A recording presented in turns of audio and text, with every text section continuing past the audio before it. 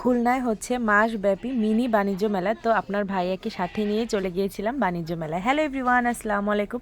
তো মেলায় গিয়ে আমরা তো ভীষণ মজা করলাম। তো আমাদের সাথেই থাকুন আর ফুল ভিডিওটা দেখতে থাকুন।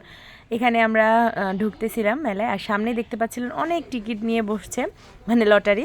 তো যাই হোক, এদিকে দেখেন অনেক খেলনা উঠছে বাচ্চাদের জন্য। বেলুন ছিল, লাইটিং করা বেলুন, এমনি বেলুন। তো আমরা প্রথমে সবটা আগে ঘুরে দেখি, মানে কেমন ছিল পরিবেশটা সেটাই ঘুরে দেখার চেষ্টা করতেছিলাম। তো হাঁটতে হাঁটতে ঘুরতে ঘুরতে সব কিছু মিলিয়ে বেশ ভালোই লাগছিল।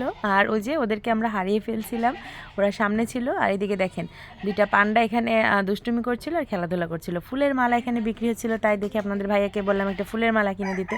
তো আমাকে একটা ফুলের মালা কিনে দিয়েছিল, এই যে মালাটা পরে ভিডিও করে নিলাম। তারপরে হাঁটতে হাঁটতে আবার সামনের দিকে এগোচ্ছিলাম, দেখতে পেলাম মিষ্টি পান। তো ভাবলাম যে ফেরার পথে খাবো। তো মিষ্টি পানটার ফেরার পথে খাওয়া হয়নি, যেহেতু অনেক ভিতরে চলে গিয়েছিলাম, এদিক থেকে আর বাড়ানো হয়নি।